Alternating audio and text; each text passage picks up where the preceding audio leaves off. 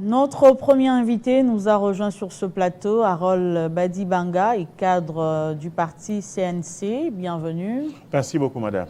Alors, la formation du gouvernement souminois, l'attente a été très longue. On l'annonce dans quelques heures, si pas dans 24 heures, 48 heures ou 72 heures. La population attend beaucoup de cette nouvelle équipe, mais quelles doivent être les priorités de ce gouvernement?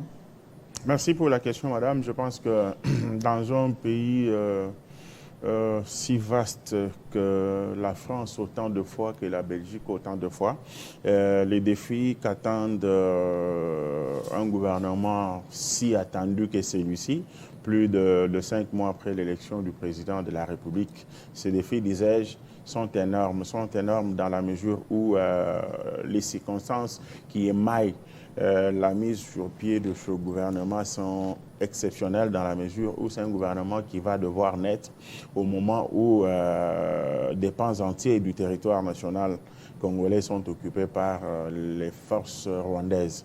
Ces forces rwandaises, appuyées par la nébuleuse communauté internationale. Et donc, le défi des défis, c'est d'aider le peuple congolais à recouvrer l'entièreté de son territoire national. Ça, c'est le premier de tous les défis. Le deuxième défi est englobant. Il est global dans la mesure où il parle du social.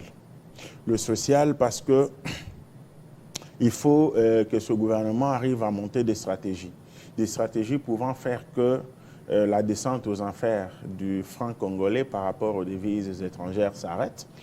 Il faut, de ce point de vue social, que le gouvernement, après avoir arrêté l'hémorragie de la descente aux enfers du franc congolais par rapport aux devises étrangères, fasse que l'assiette du Congolais soit pleine du manger et que ce manger, d'ailleurs, arrive à baisser le prix.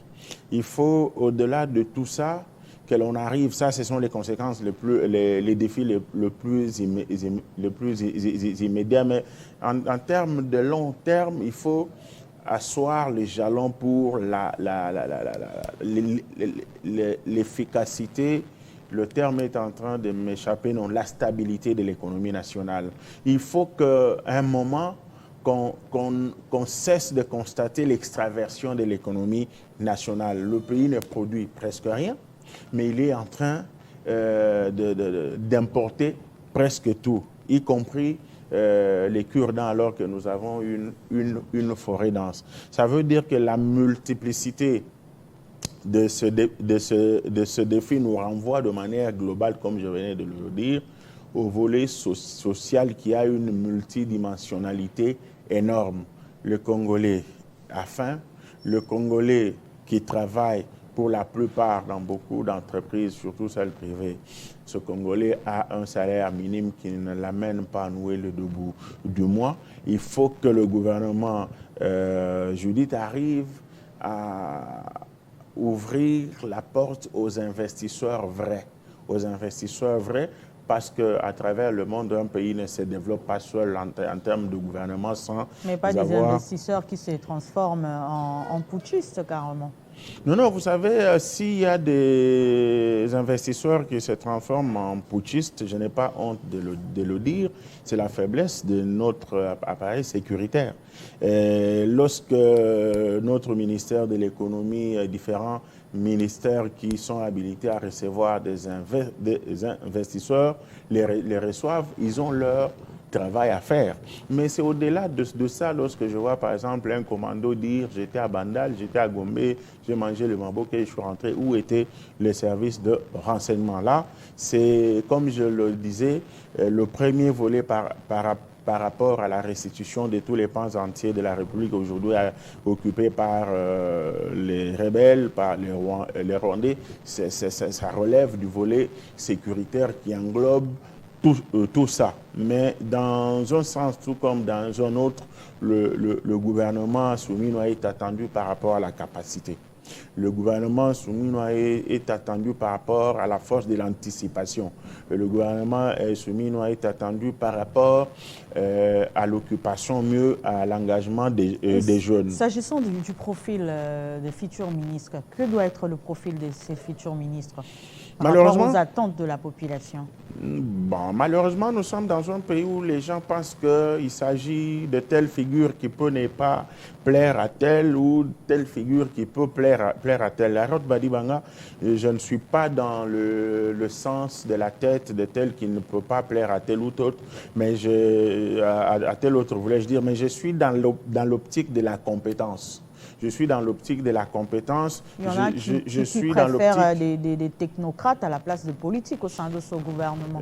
Vous savez, la technicité et la technocratie et la politicité n'ont pas leur place ici. Ce qui est important, c'est la qualification, la compétence et l'aptitude à mieux faire. Vous avez des gens qui sont technocrates entre guillemets. On a placé, c'est un exemple que je donne, un ingénieur à la tête d'un ministère ayant entré à la technique, mais vous vous rendez compte que rien n'a été fait dans ce domaine. Ce qu'il faut faire, s'agissant des ministres en fonction, il peut vous ne pas revenir, mais il faut voir le bilan de chacun dans ce qu'il a eu à assumer comme fonction dans ce ministère-là. De deux, il ne faut pas que les partis politiques qui ont l'habitude ou qui ont la possibilité d'envoyer leurs membres dans ce gouvernement-là envoient des gens compte tenu des critères qui n'ont rien à voir avec la compétence, qui n'ont rien à voir avec la méritocratie. Et même alors, c'est le moment de le dire, il peut y avoir d'une manière ou d'une autre erreur ou mauvais casting d'une manière ou d'une autre. Mais il faut que l'on arrive à avoir le courage, 6 mois après, à faire l'évaluation, de constater, par exemple, que Badiba n'était pas à l'auteur de ce qu'on attendait de lui. On le met de côté, on prend quelqu'un d'autre. Ici, il ne faut pas que l'on arrive, parce que je suis en train de constater une guerre entre les jeunes et les vieux. Non, cette fois-ci, c'est le tour des jeunes, où les vieux disent non, les vieux n'ont pas de compétences. Non, le débat devrait être déplacé de ce niveau-là vers la compétence, la méritocratie. Mais en amont, il y a un préalable, madame, c'est l'étude sérieuse des dossiers de chacun et de chacune, le parcours avant de vouloir être ministre. Madame était qui? Elle a fait quoi? Monsieur était qui?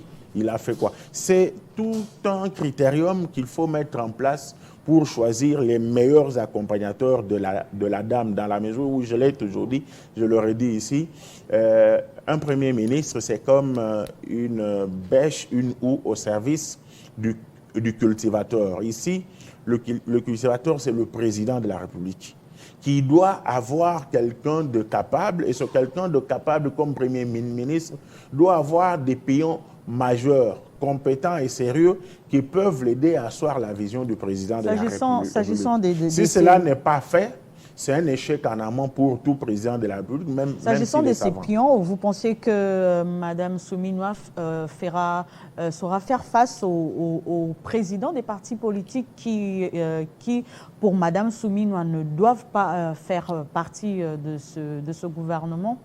Bon, nous devons commencer, madame, par constater que Mme Souminois, compte tenu de son parcours, ancienne ministre du Plan et que sais-je encore, elle n'a pas été nommée là où elle est parce qu'elle est femme. Elle a été nommée parce qu'elle a une compétence. Elle a une qualification et le chef d'État a estimé qu'elle est capable de lui rendre un bon service. Alors, le débat entre les chefs des partis ou des regroupements et des membres qui s'imposent, les chefs des partis politiques qui s'imposent et veulent à tout prix prendre part à ce gouvernement. Qu'ils s'imposent ou pas, et encore que je l'apprends ici, Mme Souminois aurait dit qu'elle n'avait pas de « je l'apprends encore » à travers la cité. Mais je pense, à mon humble avis, que dans un pays sérieux, ce débat de chefs de partis, de regroupements ou de que sais-je encore ne se poserait pas. Nous allions, et je formule le vœu de nous voir nous focaliser seulement sur les compétences, sur le parcours, sur les réalisations, dans la mesure où un chef d'un parti, lorsqu'il est nommé membre du gouvernement, mais la première des choses, c'est qu'on lui demande de démissionner de son parti. Il ne vient pas siéger dans son gouvernement comme chef d'un parti, il ne vient pas siéger dans son gouvernement comme chef d'un regroupement. Il est un ministre à part entière, il répond aux instructions données par le Premier ministre chef du gouvernement. Il travaille compte tenu du job description de son portefeuille. Alors, ce débat, chef de parti ne doit pas siéger, il n'y a qu'un membre de son parti qui doit siéger. Je pense à mon humble avis que c'est un débat infernal, un débat de pacotille, comme celui qui ressemblerait à celui que l'on voit maintenant sur terrain. On a agressé tout un pays, le palais de la nation est violé, le drapeau du Zaïre est hissé. Un citoyen congolais qui se respecte digne de son nom vient vous dire que c'est une pièce de théâtre. C'est une pièce de théâtre. Justement, par rapport au coup d'État, l'actualité, c'est aussi ça. Quelle est la réaction de votre parti, le CNC? Notre parti, le CNC, avec son leader plus mobile, c'est la condamnation. Le parti est très vexé, très déçu dans la mesure où les problèmes, quels qu'ils soient dans une nation, peuvent être réglés par le dialogue, étant donné que les philosophes du langage disent que le dialogue est un agent pacificateur des conflits interhumains. Mais le modus operandi pour accéder au pouvoir est connu.